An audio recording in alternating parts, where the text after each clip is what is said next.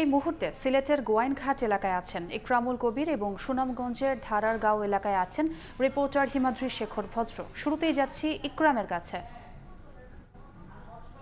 আমি এই মুহূর্তে আছি সিলেটের গোয়াইনঘাট উপজেলায়। এই গোয়াইনঘাট উপজেলার যে ১৩টি ইউনিয়নের মানুষই পানিবন্দী হয়ে পড়েছে। আমার পিছনে যে সড়কটি গেছে, এই সড়কটি সিলেট থেকে সালুটিকর হয়ে গোয়াইনঘাটের সড়ক। এখন এই সড়কটি সম্পূর্ণ বিচ্ছিন্ন রয়েছে। এই সড়কটি দেখলে নদী না খাল না সড়ক বোঝা যাচ্ছে না, কিন্তু বাস্তবিক এটা হচ্ছে গিয়ে একটি সড়ক এবং স্থানীয় সরকার প্রকৌশল বিভাগের একটি সড়ক। এই সড়কের উপর দিয়ে এখন নৌকা চলাচল করছে এবং এই এলাকার মানুষ, এই উপজেলার মানুষের একমাত্র বাহন হয়ে দাঁড়িয়েছে যে নৌকা, এবং এই নৌকা ছাড়া এই এলাকার মানুষের যাতায়াতের আর কোনো পথই নেই। কারণ হচ্ছে কি আমরা একটু দেখাতে চাচ্ছি যে এখানে একটি ঘাট আছে। এই ঘাটটি কিন্তু এই কয়েকদিন পানি বাড়ার কারণে এই ঘাটটি হয়েছে।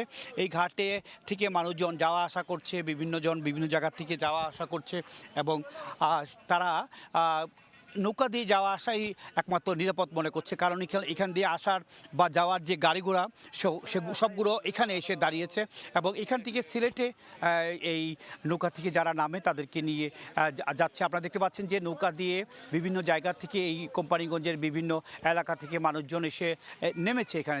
যারা আগে বিভিন্ন যানবাহন দিয়ে সিএনজি, অটোরিকশা কিংবা অন্যান্য যানবাহন দিয়ে যাওয়া আসা করতো, তারা এখন নৌকাই একমাত্র সম্বল হয়েছে এই এলাকার মানুষের।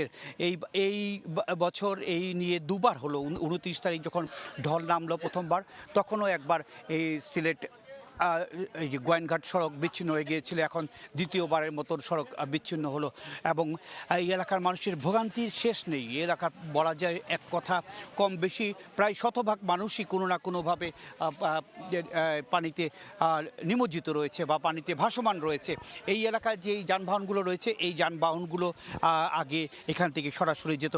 তবে আসার কথা হচ্ছে গিয়ে আমরা গতকালকেও দেখেছি এখানে যে পরিমাণ পানি ছিল, আজকে পানি অনেকটাই কমে গিয়েছে এবং যে পানি উন্নয়ন বোর্ড যেটা আমাদেরকে তথ্য দিয়েছে, সেই তথ্য অনুযায়ী সুরমা নদীর পানি কমছে, কুশিয়ারা নদীর পানি কমছে। অন্যদিকে এই সারিগাং সহ সিলেটের যে পাহাড়ি নদীগুলো আছে, সেই নদীগুলোর পানি অনেকটাই কমে গেছে, যার কারণে আজকে সারাদিন কোনো বৃষ্টি হয়নি, সামান্য একটু বৃষ্টি হয়েছে সকালের দিকে এবং যেটা বলা যায় বন্যা পরিস্থিতি ধীরে ধীরে উন্নতি হচ্ছে। মোটামুটি এই ছিল সিলেটের গোয়াইনঘাট থেকে যে সিলেটের আকস্মিক বন্যার কারণে বিভিন্ন জায়গা তলিয়ে গেছে তার সবশেষ খবর। এবার আমি যাচ্ছি সুনামগঞ্জের খবর জানার জন্য। সেখানে বিস্তারিত জানাচ্ছেন আমাদের সহকর্মী হিমাদ্রি শেখর ভদ্র। আমি আছি সুনামগঞ্জ সদর উপজেলার ধারারগাঁও খাইমতর সড়কের। এই সড়কের প্রায় 10 কিলোমিটার অংশের মধ্যে 6টি বড় বড় ভাঙন দেখা দিয়েছে এবং ভাঙন দেখা দেওয়ার ফলে এখানকার যে যোগাযোগ ব্যবস্থা অনেকটাই ভেঙে পড়েছে। এখন আমরা এখানকার যে লোকজনকে দেখা যায় যে এখানে অনেকটা নৌকায় চড়ে বা কোনোভাবে পানিতে নেমে কোনোভাবে চলাফেরা করছেন। আমরা কথা বলেছিলাম এখানকার লোকজনের সাথে, তারা জানিয়েছেন যে পাহাড়ি ঢলে যে পরিমাণ পানি বৃদ্ধি পেয়েছে, সেই পানি নামতে আরও কমপক্ষে 15 দিন সময় লাগবে, অথচ আগামী 2 দিন আরও ঝড় বৃষ্টির সম্ভাবনা রয়েছে, সেই সাথে পাহাড়ি ঢলের সম্ভাবনা রয়েছে। আমরা যদি একটু দেখাই যে এই খাইমতর ধারারগাঁও সড়কটির বেহাল দশা। এই খাইমতর ধারারগাঁও সড়কের প্রায় 6টি অংশে এরকম বড় বড় ভাঙন দেখা দিয়েছে এবং এগুলি শুধু এই খাইমতর ধারারগাঁও সড়কের চিত্র নয়, এটি সুনামগঞ্জ জেলার চিত্র। এই ধরনের যতগুলি সড়ক আছে প্রত্যেকটা সড়কই এইভাবে ভেঙে চুরমার হয়ে গেছে বন্যার পানিতে। আর পাশে আমার ডান পাশে রয়েছে সুরমা নদী এবং বাম পাশে রয়েছে দেখারাওর। এই সুরমা নদীর তীর উপচে এই সড়কটি ভেঙে ক্ষতিগ্রস্ত হয়েছে। আমরা কথা বলেছিলাম এখানকার লোকজনের সাথে, তারা জানিয়েছেন যে এই যে হাওরের উচ্চতা এবং হাওরের পানির লেভেল এবং নদীর পানির লেভেল দুইটা এখন অনেক বিপরীত অবস্থানে আছে। নদীর পানি অনেক উপরে আছে এবং হাওরের পানি অনেক নিচুর অবস্থানে আছে, সেজন্য এখনও নদীর তীর উপচে হাওরে পানি ঢুকছে, সেই সঙ্গে লোকালয়গুলি প্লাবিত করছে। আপনারা যদি দেখেন এখান থেকেই হু করে ঢুকছে পাহাড়ি ঢলের পানি দেখারাওরে, এবং দেখারাওরের যে পানির স্তর সেটা নদী থেকে কমপক্ষে 1 হাত নিচু, অর্থাৎ এই 1 হাত পর্যন্ত দেখারাওর আরও পানি টানতে পারবে। সেই পানিটা গিয়ে নিম্ন এলাকার লোকজনের বাড়িতে হানা দিচ্ছে এবং সেই পানিটাই দিয়ে প্লাবিত করছে। আমরা কথা বলেছিলাম এখানকার